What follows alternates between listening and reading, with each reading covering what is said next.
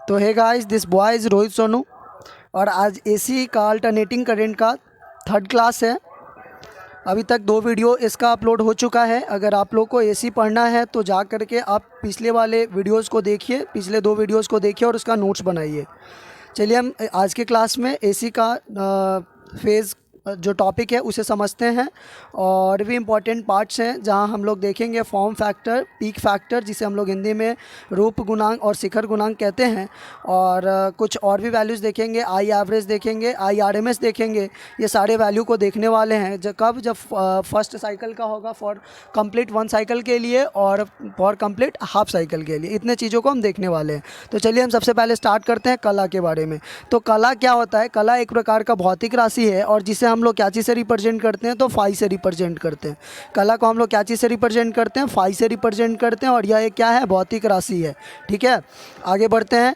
जो किसी क्षण पर प्रत्यावर्ती राशि के मान एवं परिवर्तन की दिशा को बतलाती है और यह एक विमाहीन राशि है। इसका कोई यूनिट नहीं है, इसका कोई भी यूनिट नहीं है, यह एक विमाहीन राशि है। ठीक है, और हम लोग जानते हैं कि इसका एसआई मात्रक क्या होता है? तो इसका एसआई मात्रक रेडियन होता है। इसका एसआई मात्रक रेडियन होता है। यहाँ पे लिखा हुआ है क्या होता है? इसका एसआई मात्रक रेडियन होता है। आपको ये सब चीज़ याद रखना होगा कि कला क्या होता है, कि विमाहीन राशि है। और दूसरी बात, इसका एसआई मात्रक क्या होगा? तो इसका एसआई मात्रक रेडियन होता है। ठीक है, अब हम लोग नेक्स्ट टॉपिक पे चलते हैं, नेक्स्ट पार्ट पे चलते हैं। यदि एक प्रत्यावर्ती राशि को समीकरण x is equal to x not sine omega t plus phi के टर्म में लिखें तो कह सकते हैं कि यहाँ पे जो sine omega t plus phi के कोणांक है उसे कला कहते हैं, और यहाँ जो ओमेगा टी है उसे ताक्षणिक कला कहेंगे, और जो फाई नॉट है उसे हम लोग क्या कहेंगे? प्रारंभिक कला कहेंगे। और प्रारंभिक कला क्या होता है? समय के साथ नियत है। प्रारंभिक कला क्या है? समय के साथ नियत है। ये ओनली फेज है। अब हम लोग समझते हैं फेज डिफरेंस। हमने अभी क्या समझा? फेज को हमने फाई से रिप्रेजेंट किया। और फेज डिफरेंस क्या होता है? तो फेज डिफरेंस आपका डेल्टा फाई होता है। फेज डिफरेंस क्या होता है?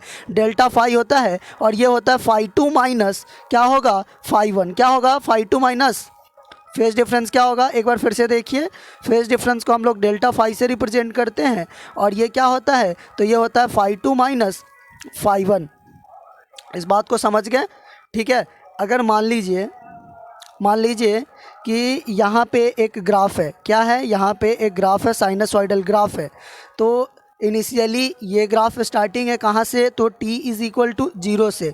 मान लीजिए t इज़ इक्वल टू 0 से एक और ग्राफ स्टार्ट हुआ और उसका भी ऐसा ही रहा। तो इसके बीच जो फेज बन रहा है, इसके बीच जो पहला का कुछ फेज रहा होगा फाई नॉट और दूसरा का फेज रहा फाई वन फेज रहा। क्या रहा? फेज फाई फेज रहा। तो वहाँ पे हम कह सकते हैं कि जो फेज डिफरेंस आया होगा, जो डेल्टा आया होगा, यहाँ पे फाई नॉट रहा था और यहाँ फाई है, तो जो फेज डिफरेंस आया होगा उसे हम कहेंगे delta phi is equal to phi two minus phi one.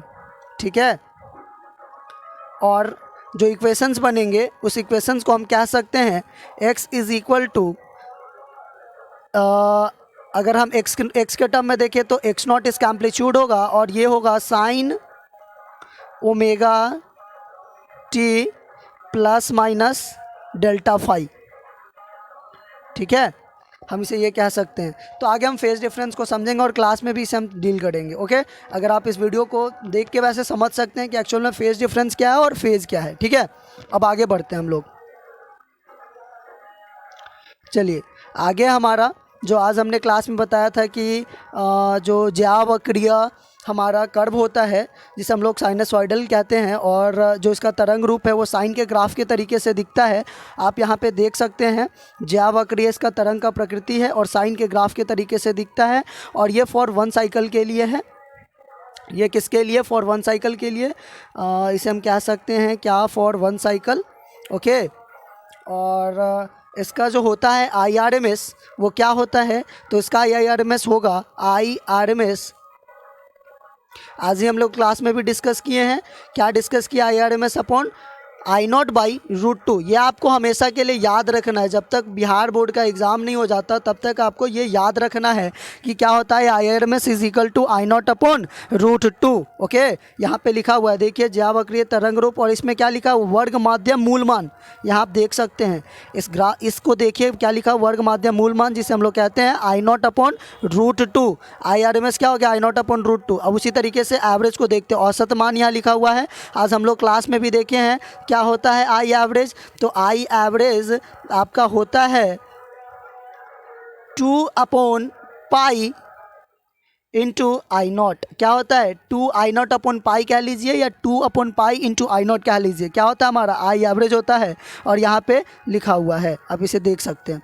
उसी तरीके से है रूप गुणांक। क्या है, रूप गुणांक जिसे हम लोग RF से रिप्रेजेंट करते हैं, और इसका वैल्यू होता है IRMS/औसत मान। इसका रेशियो हो जाता है, यानी कि जो हमारा RF का वैल्यू होगा, किसका वैल्यू, RF का वैल्यू होगा, RF का जो वैल्यू होगा वो क्या होगा, तो ये होगा IRMS डिवाइड बाई क्या, तो आई एवरेज। ये समझ गए। और क्या दिया हुआ है, तो दिया हुआ है RF = IRMS क्या होता है, तो I0/√2। ओके, डिवाइड कितना से करेंगे, 2/π इंटू I0 से। तो ये किसके इक्वल होगा, तो ये इक्वल होगा आपका इसके 1.11 के इक्वल होगा। 1 पॉइंट किसके, 1.11 के। आप यहाँ पे ये डेटा देख सकते हैं ना, RF = RMS का मान बटे औसत का मान, जो कि इस दोनों को डिवाइड करने के बाद कितना मिल रहा है, π/2√2, और किसके इक्वल होता है, 1.11 के। इस डेटा को भी हम लोग चाहे तो याद रख सकते हैं या कैलकुलेट कर सकते हैं। हम लोग ये जानते हैं कि RF क्या होगा, RMS का मान बटे औसत का मान।